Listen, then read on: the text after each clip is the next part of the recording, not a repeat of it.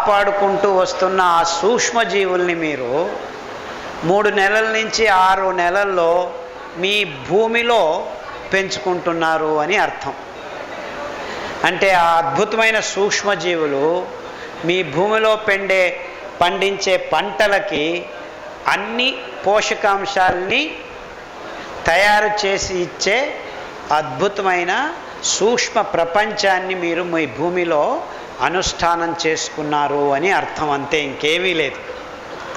ఎప్పుడైతే మీ భూమి, మీ పొలం మన్ను, అడవి మన్ను వాసన వస్తుంది, కస్తూరి వాసన అంటారు దాన్ని తెలుగు, ఆ కస్తూరి వాసన వచ్చిన మన్నులో మీరు ఈ సిరిధాన్యాల్ని 24 గంటల నుంచి 48 గంటలు నానబెట్టాలి.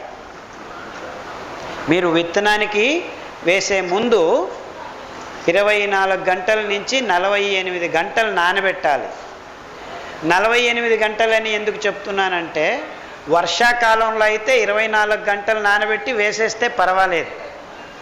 కానీ మీరు రెండో పంటగా వర్షాలు లేనప్పుడు పండించుకోవాలంటే 48 గంటలు నానబెట్టి మీరు భూమిలో విత్తనం వేసిన తర్వాత 2 రోజులకు ఒకసారి తడి ఇస్తూ ఉండాలి.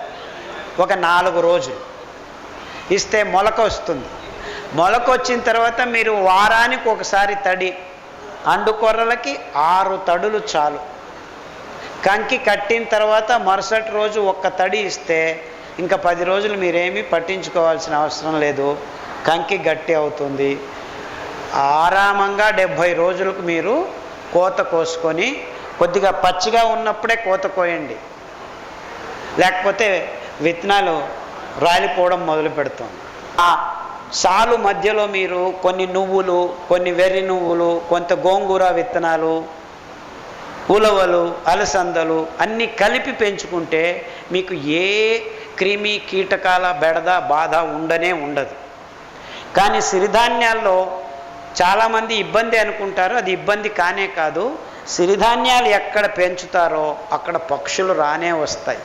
చిన్న 1/2 ఇంచు పక్షుల నుంచి దగ్గర పిచ్చుకలు, పెద్ద పిచ్చుకల వరకు వస్తాయి.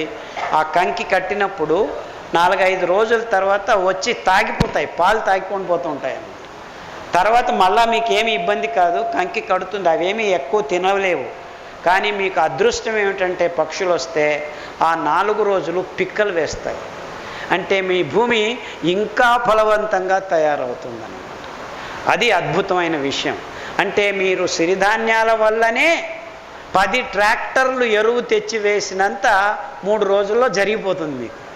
ఇంకా ఏ పైరుకు ఈ కార్యక్రమం జరగదు ప్రకృతిలో. ఈ కార్యక్రమం ప్రకృతిలో జరగదు. అంటే సిరిధాన్యాల్ని పెంచటం వల్ల బంజరు భూముల్ని, మెట్ట భూముల్ని, చౌడు భూముల్ని, ఎలాంటి భూమి అయినా ఇవ్వండి నాకు, 2-3 సార్లు నేను సిరిధాన్యాల్ని పెంచానంటే ఆ భూమి అద్భుతంగా తయారవుతుంది. అలా అద్భుతమైన భూమిలో మీరు సిరిధాన్యాలు పండించకుండా ఒకసారి వేరే పదార్థం ఏదైనా పండించుకోండి. మీకు కావాల్సింది పసుపు కానీ, అల్లం కానీ, ఇలా వాణిజ్యీకరణం కొద్దిగా ఎక్కువ డబ్బులు వస్తాయనుకునేది ఒకసారి పండించుకొని మళ్ళీ సిరిధాన్యాలకు వెనక్కి రండి. ఎందుకంటే ఈ వాణిజ్య పంటలు భూమిలో సారాన్ని తీసేస్తాయి, కానీ సిరిధాన్యాలు భూమికి సారాన్ని అందజేస్తాయి. ఇంతే వ్యత్యాసం.